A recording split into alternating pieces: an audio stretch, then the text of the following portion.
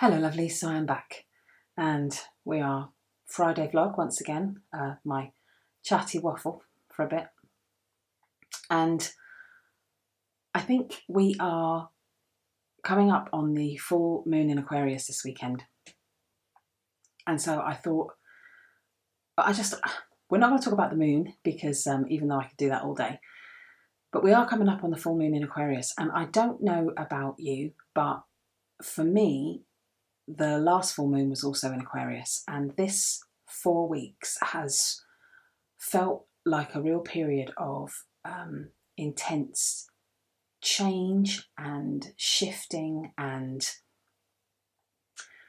but nothing. But it hasn't been. I can't think of the word. It hasn't been shocking. It's kind of crept up on me, if you know what I mean. It's almost like things have come to light that I probably subconsciously realised were there, and it's kind of been quite gentle. So if you've been going through lots of things, what is it they say about the cream rising in the milk? If you've been going through lots of things rising to the surface this month, I think we've got 2 full moons in Aquarius to thank for that. For me personally, I've been thinking a lot about the feminine divine this month, and femininity and feminism and sort of women in our lives and in the media, and the kind of the roles of women and how that, I don't know, connects really. So I've always been a spiritual seeker. I've always looked for the deeper meaning in everything. It's a wonderful and terrible trait, I think, sometimes to have. But it's really occurred to me there's been a lot of synchronicity in the last week of powerful women kind of drawing my attention. And I don't mean in my life, I mean in the media and on the telly. So for those of you that like to binge a good TV show, I don't know if anyone is watching The Equalizer. So this is a bit of a kind of a spiritual, magical, pop culture recommendation session, I suppose, because I think that's one of the things to me that spirituality is so linked with every day. I've spoken in the past about how I see sometimes within the spiritual community that people get hung up on trying to reach this 5th dimension because they want to separate themselves from everyday life and all the things, and that I tend to feel like perhaps you're missing the point if you're not immersing yourself in this life that we're living, because obviously, you know, we came here with things to do and lessons to learn. So, but that's just my take for what it's worth.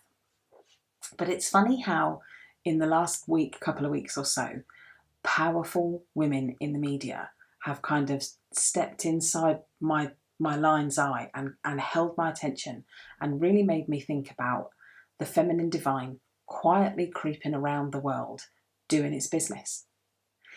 So we're watching The Equalizer at the moment. I don't know if any of you are watching the reboot. We're getting it on Now TV here. I believe it's made by Sky, if you want to go and look for it. And for anyone that's my age, you probably remember The Equalizer from like the 80s, and it starred Edward Woodward, I think, and I used to watch it with my dad. And it was one of those kind of Channel 4, 10 o'clock American kind of crime cop shows, a bit Hill Street Bluesy, something else I also liked. And so to see that they were remaking it, when I heard it, I was like, oh, I'll have a look at that.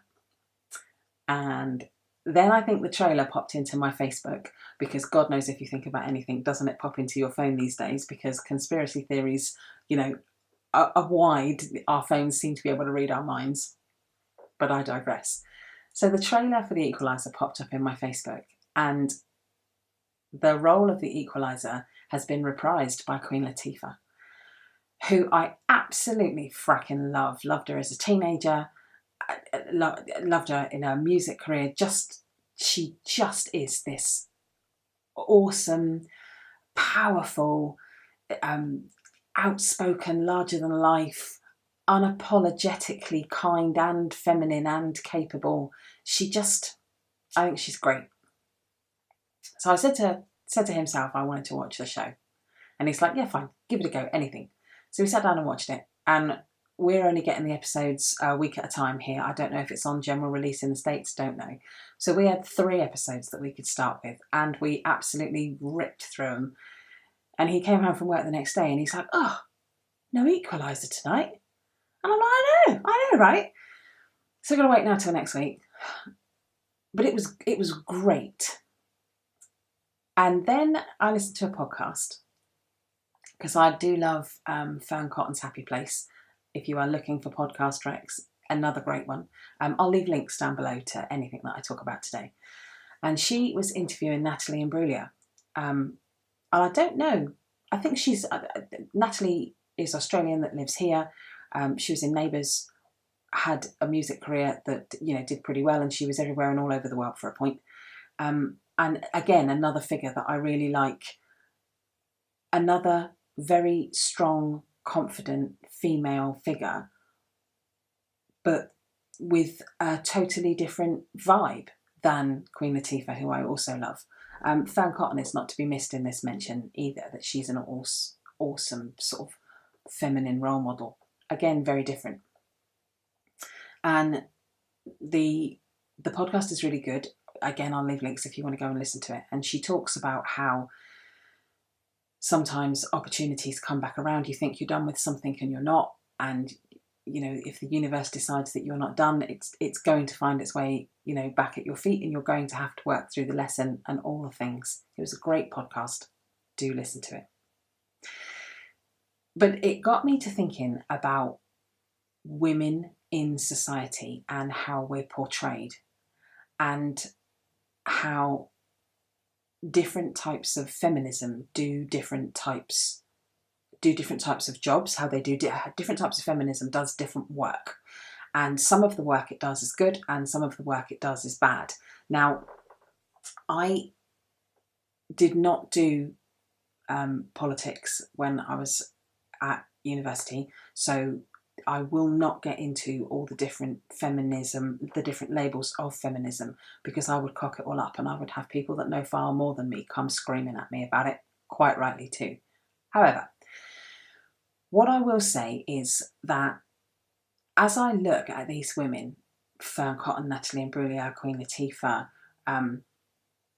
Oprah, Michelle Obama, just trying to think now, who do I? Even so, from people like Kat Deely to Tess Daly to, the women that we see, they are all doing, in my opinion, positive work on how women are perceived in the media and in society at large. Because it occurs to me that women in positions of power in the modern period have spent so long, I think Nicola Sturgeon is a really good example of this, have spent so long trying to prove that they can be just as good as a man, that they can do their job just as well as a man, and they can. This is no finger pointing, and it's no political statement one way or the other. But the whole idea of being a woman in power is that you get to be a woman in power by behaving like a man. When I think that the Oprah and Fern Cotton and Queen Latifah and Natalie Imbruglia and the people I've mentioned, they aren't in absolute positions of political power, even though I know that, some of those women I've just stated have real sway. They are still in positions of power. They are upheld within the media. But what they have done is that they are quite comfortable, or what they portray, their public image, is that of being quite comfortable in being powerful and being able to do their job well. And in being able to do their job well, or do their calling well, they don't have to behave like men to do it. They just behave like themselves. And all of the women I've just mentioned behave differently to each other. to my way of thinking, Natalie Imbruglia has quite a quiet vibe, quite a peaceful vibe. Fern Cotton always has that kind of introverted yet extroverted vibe. And Queen Latifah is just this larger than life, real fun loving figure. And I think that the beauty of those women being so different is that they are proving this, they're proving the concept that women can be successful, and we can be not just as good as a man, but we are equal to. And we are equal to just by the very nature of the fact that we are all equal. But we don't have to be as good as by behaving like them. We are equal to, and we bring different things to the roles. And it's just made me think about how the feminine divine and good feminism interlink so strongly with spirituality, and how it is kind of very quietly going about the business of doing its business, of changing the world. And I think with the large majority of the spiritual community, sweeping generalization, I know, but I think people would probably agree that we are a majority of women. There are men within the spiritual community. I am not by any stretch trying to discount anybody or any community for that matter, but we are largely female centric. I think we are kind of driven by that unity that we are here together kind of for a cause, but that there is a different vibe here from the very, very political, capitalized industry that is largely run by men.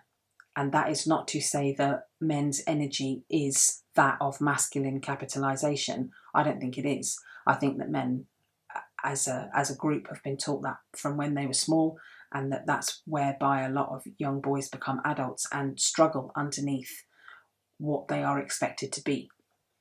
But that's me getting off topic. I think that all the time these strong women are kind of rising to the surface and becoming great role models, that it gives strength to the rest of us to be proud and sit within our personality, to sit within our characters, and to be comfortable with who we are. And it breaks that mold of thinking that we need to behave like the society's idea of what a successful man should be. And I think it helps men as well, because they then don't have to behave like that either if they don't want to. I think the whole feminine divine reaching out within broader society helps women and it helps men. And I think it is slowly breaking down those really high walls of capitalism and patriarchy. And I think, obviously I think that's great, but I'm really proud of us as a community, because we're not doing it with the single intent to break the patriarchy, to break capitalism. We're just quietly going about our business of becoming who we want to be as individuals, and looking up to and admiring other women who are doing the same things. And in the process of stepping into our power because of our beliefs, it is unsettling this very old, outdated, patriarchal society based around power and money. So I think I'm going to work on this one some more, and I'm going to try and pull, I'm going to do some journaling on it, and I was thinking I might write a sort of a blog post about it, but I'm not quite sure what my point is this week, except that I'm proud of us as a community for keeping on. So this is this week's random waffle from me, one spiritual seeker to another. And I will see you all next Friday. Bright blessings, everyone.